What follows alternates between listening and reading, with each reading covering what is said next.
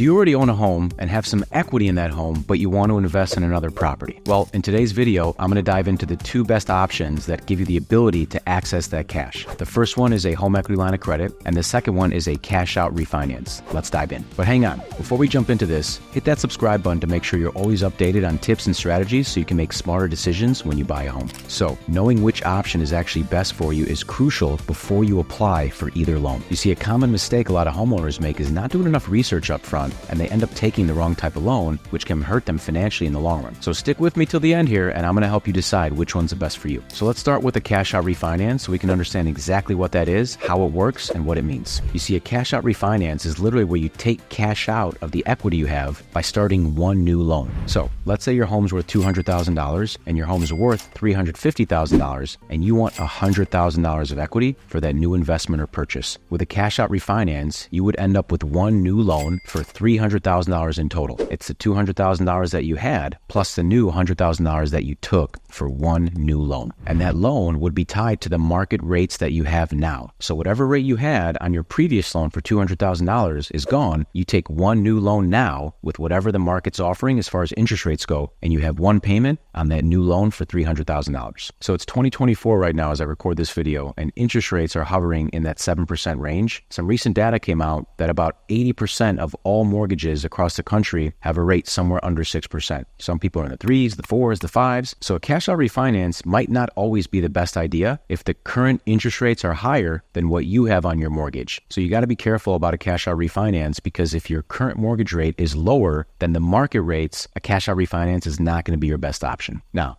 the one exception to this rule is if you're using the money from a cash-out refinance to consolidate other high interest rate debt. Currently, credit card rates are over 20%, and auto loan rates are very high as well. What we've seen recently is credit card debt has hit an all-time high across the country. So more people have more debt, and because interest rates are high, they can't keep up with those payments. So one strategy is using a cash-out refinance to consolidate all that debt that's at 20, 25, even 30% and house it under a 7% rate. So even though your mortgage rate now might be 5 or 3 or 6 and current mortgage rates are 7, by consolidating all that other credit card debt or that auto loan debt under a current rate of, let's say, 7, you could stand to save $2, $3, $4, even $500 a month. So quick summary of the pros and cons on a cash-out refinance. The pros are all the debt is housed under one fixed rate. So when rates are low, this option makes a lot of sense because you can safely manage and repay your debt. The cons are if interest rates are higher than your current mortgage, that means you have one new loan at a higher rate, which would cost you more in the long run. Also, side note, a cash-out refinance typically has a slightly higher fee for the transaction compared to a home equity line of credit. Okay, so let's talk about a home equity line of credit, also known as a HELOC, H-E-L-O-C. That's the acronym. A HELOC is a second mortgage at an entirely different rate. Now, there are different types of HELOCs. Some of them are fixed loans, and they're not 30-year fixed loans. They're typically fixed over 5, 7, 10 years, sometimes a little bit longer, and you get the money up front in one lump sum. And as soon as you get the money, you start making payments every month.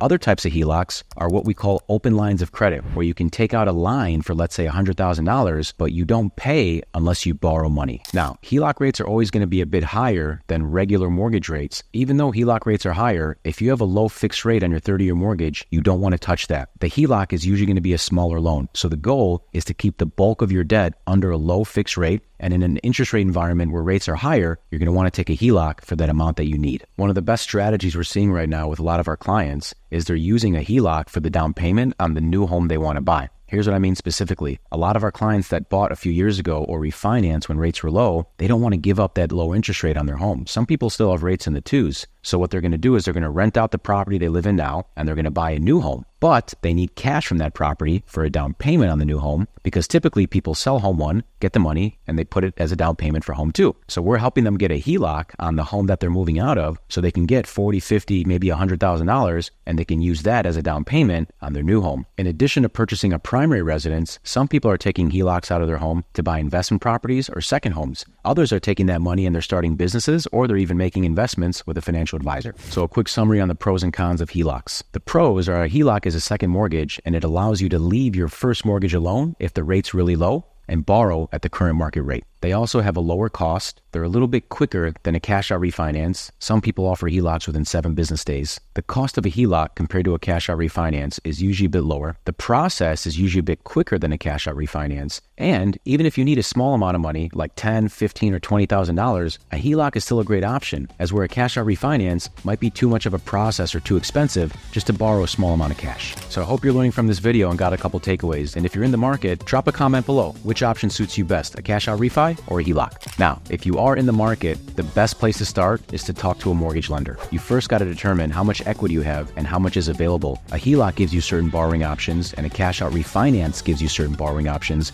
and they're not always the same. One may let you borrow more money than the other. Next up is interest rates. What interest rate do you have on your current mortgage? What interest rate is being offered for the HELOC? What's being offered for the refi? And what makes the most sense? Third up is closing costs. As I mentioned before, each option has some costs associated with it. You got to figure out the cost of each to make the right decision. And next up is a payment comparison. Compare both options, a cash-out refinance, which is one new loan, or a HELOC plus your current mortgage payment, and look at which one makes more sense. So talking to a mortgage lender and answering those 4 questions will give you a lot of information. It'll help you compare both options and ultimately make the best decision that suits your needs. Now, if you have some direct questions for me regarding which option might be the best for you, drop those below and I'll answer every one. And if you like this video, please share with a friend who's also looking to make better financial decisions when it comes to homeownership.